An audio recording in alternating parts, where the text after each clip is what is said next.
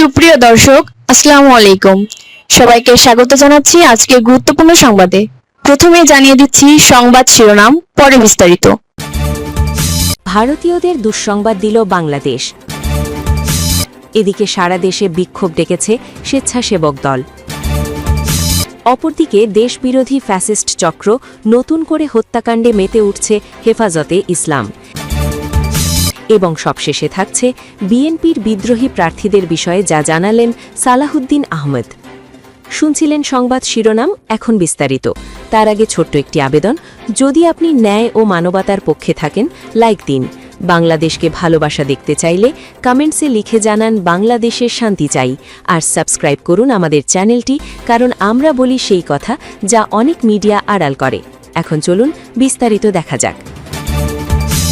ভারতীয়দের দুঃসংবাদ দিল বাংলাদেশ। কলকাতা, মুম্বাই ও চেন্নাইতে অবস্থিত বাংলাদেশের উপদূতাবাসগুলি থেকে ভারতীয় নাগরিকদের পর্যটক ভিসা দেওয়া সীমিত করা হয়েছে। এর আগে দিল্লির দূতাবাস এবং আগরতলায় অ্যাসিস্ট্যান্ট হাই কমিশনারের দপ্তর থেকে ভিসা দেওয়া বন্ধ হয়ে গিয়েছিল, খবর বিবিসির। এখন শুধুমাত্র গুয়াহাটির অ্যাসিস্ট্যান্ট হাই কমিশনারের দপ্তর থেকে ভারতীয় নাগরিকদের বাংলাদেশের ভিসা দেওয়ার ব্যবস্থা চালু থাকল।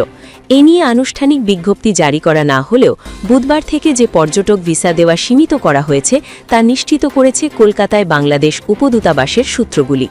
এখন পর্যটক ভিসা দেওয়া সীমিত করলেও বাণিজ্যিক ভিসা সহ অন্যান্য ভিসা দেওয়া চালু থাকছে বলে জানিয়েছেন কর্মকর্তারা। গণ অভ্যুত্থানের মাধ্যমে ২০২৪ সালের ৫ই অগস্ট শেখ হাসিনা সরকার ক্ষমতাচ্যুত হবার পর বাংলাদেশে থাকা ৪টি ভারতীয় ভিসা কেন্দ্রে ভাঙচুর করা হয়। সেই সময় ঢাকায় ভিসা সেন্টারের সামনেও বিক্ষোভ হয়। এরপর কয়েকদিন ভারত সব ধরনের ভিসা কার্যক্রম বন্ধ রাখে। পরে ভিসা সেন্টারগুলো চালু হলেও মূলত ওই সময় থেকেই ভারত জানিয়ে দেয় যে মেডিকেল ভিসা এবং কিছু জরুরি প্রয়োজন ছাড়া অন্যান্য ভিসা তারা আপাতত ইস্যু করবে না। বর্তমানে বাংলাদেশিদের জন্য ভারতীয় পর্যটক ভিসা পুরোপুরি বন্ধ রয়েছে। এদিকে সারা দেশে বিক্ষোভ ডেকেছে স্বেচ্ছাসেবক দল। রাজধানীতে স্বেচ্ছাসেবক দলের সাবেক সদস্য সচিব আজিজুর রহমান মুসাব্বিরকে গুলি করে হত্যার ঘটনায় জড়িতদের দ্রুত গ্রেপ্তারের দাবিতে বিক্ষোভ কর্মসূচি ঘোষণা করেছে স্বেচ্ছাসেবক দল। আগামী শনিবার 10ই জানুয়ারি ঢাকাসহ সারা দেশে এই কর্মসূচি পালন করা হবে। বৃহস্পতিবার 8ই জানুয়ারি রাজধানীর নয়াপল্টনে বিএনপির কেন্দ্রীয় কার্যালয়ের সামনে মুসাব্বিরের জানাজা নামাজের আগে এই কর্মসূচির ঘোষণা দেওয়া হয়। তেজগাঁও থানার ভারপ্রাপ্ত কর্মকর্তা ওসি কশেনু মার্মা জানান, স্বেচ্ছাসেবক দলনেতা মুসাব্বিরকে গুলি করে হত্যার ঘটনায় একটি মামলা দায়ের করা হয়েছে। এতে অজ্ঞাত পরিচয় আসামিদের উল্লেখ করা হয়েছে। নিহতের স্ত্রী বাদী হয়ে তেজগাঁও থানায় মামলাটি করেন। এতে নাম না জানা 3 থেকে 4 জনকে আসামি করা হয়েছে। এর আগে 7ই জানুয়ারি রাত 8টা 40 দিকে তেজতুরি বাজারে স্টার কাবাবের গুলিতে গুলির ঘটনা ঘটে। এই ঘটনায় কারওয়ান বাজার ভ্যান সমিতির সাধারণ সম্পাদক মোহাম্মদ আবু সুফিয়ান মাসুদ নামে একজন গুলিবিদ্ধ হন। ফুটেজে দেখা গেছে মুসাব্বিরকে গুলি করার পর ঘটনাস্থল থেকে দৌড়ে পালিয়ে যাচ্ছেন। এর আগে রাত 8টা 20 সময় বসুন্ধরা সিটির পেছনে স্টার হোটেলের সামনে এই স্বেচ্ছাসেবক দল নেতাকে গুলি করা হয়। অপরদিকে দেশবিরোধী ফ্যাসিস্ট চক্র নতুন করে হত্যাকাণ্ডে মেতে উঠছে হেফাজতে ইসলাম। ত্রয়োদশ জাতীয় সংসদ নির্বাচন সামনে রেখে দেশকে অস্থিতিশীল করার লক্ষ্যে বুধবার রাজধানীর তেজগাঁওয়ে স্বেচ্ছাসেবক দলের আজিজুর রহমান মুসাব্বিরকে গুলি করে হত্যা, দেশের বিভিন্ন স্থানে নারী ও শিশু ধর্ষণ এবং সংখ্যালঘু হিন্দুদের হত্যা, বাড়িঘর দোকানে হামলার ঘটনায় গভীর উদ্বেগ প্রকাশ করেছে হেফাজতে ইসলাম বাংলাদেশ মহাসচিব আল্লামা সাজেদুর রহমান। বৃহস্পতিবার 8ই জানুয়ারি বিকালে সংগঠনটির কেন্দ্রীয় যুগ্ম সম্পাদক মাওলানা আজিজুল হক ইসলামাবাদী প্রেরিত একটি বিবৃতিতে তিনি এসব কথা বলেন।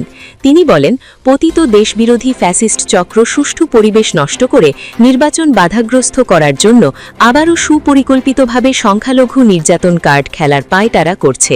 কয়েকদিনে একাধিক হিন্দু সম্প্রদায়ের লোকের ওপর হত্যা ও নির্যাতন হয়েছে। জুলাই যোদ্ধা হাদি ও মুসাব্বিরদের হত্যা করে মানুষের রক্ত নিয়ে হোলি খেলায় মেতে উঠছে। আমরা মনে করি এসব হামলার উদ্দেশ্য হচ্ছে বিদেশে বাংলাদেশের ভাবমূর্তি নষ্ট করা এবং অন্তর্বর্তীকালীন সরকারকে বেকায়দায় ফেলা। কারা এসব ঘটনার ইন্ধন দিচ্ছে, এর দ্বারা কাদের লাভবান করানো হচ্ছে তা নিয়ে সরকারের কঠোর হওয়া দরকার। নারী নির্যাতন ও সংখ্যালঘুদের ওপর হামলাকারীতে সন্ত্রাসীদের রাজনৈতিক, সামাজিক ও কৌশলগতভাবে প্রতিহত করা প্রয়োজন। মাওলানা আজিজুল হক ইসলামাবাদী বলেন, কর্তৃত্ববাদী শেখ হাসিনা সরকারের বংশবদ্ধ লাইন শৃঙ্খলা বাহিনীর কতিপয় সদস্য ও দলীয় অস্ত্রধারীরা এখনও ঘাপটি মেরে বসে আছে। জুলাই যোদ্ধার অগ্রসৈনিক শরীফ ওসমান হাদির হত্যাকারীকে ধরতে পারেনি। দিনে দুপুরে গুলি করে হত্যাকারী কিভাবে পালিয়ে যায়? তারা জুলাই বিপ্লবীদের স্তব্ধ করে দেবার ষড়যন্ত্র করেছে।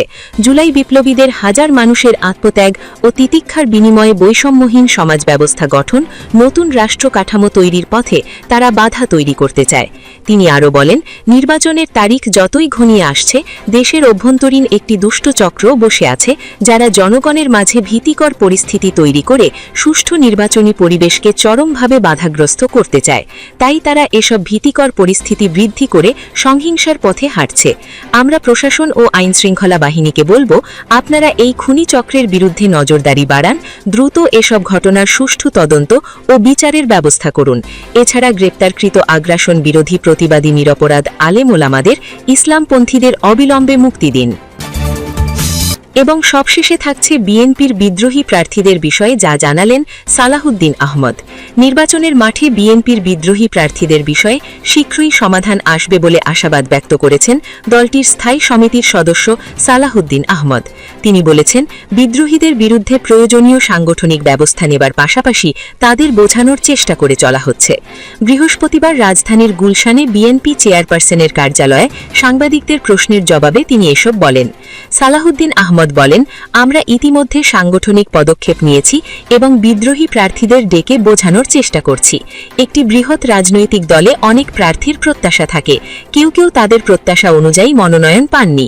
বৃহত্তর স্বার্থে আসন সমঝোতা এবং সংসদে বহুদলীয় প্রতিনিধিত্ব নিশ্চিত করতে গিয়ে অনেক যোগ্য প্রার্থীকে মনোনয়ন দেওয়া সম্ভব হয়নি।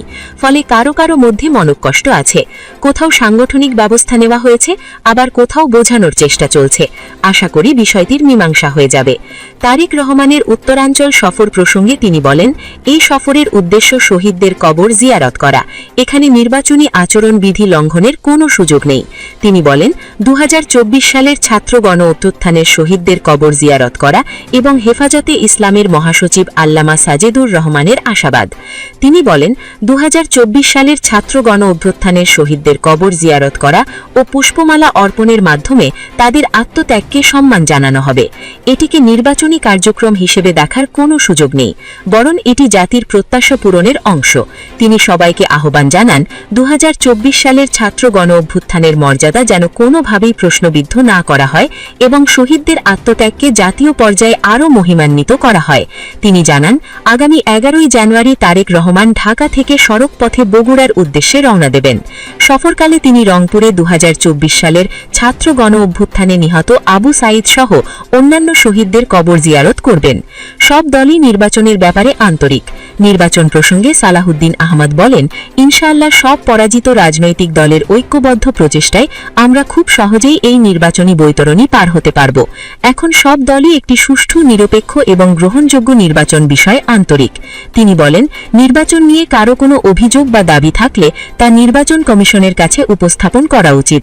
নির্বাচন কমিশন ও সরকার সম্মিলিতভাবে সেগুলো সমাধান করবে বলে তিনি আশাবাদ ব্যক্ত করেন। আমি মনে করি এখন সব রাজনৈতিক দল একটি জায়গায় এসে পৌঁছেছে। জনগণও চায় একটি সুষ্ঠু, নিরপেক্ষ এবং গ্রহণযোগ্য নির্বাচন বলে সালাহুদ্দিন আহমদ বলেন।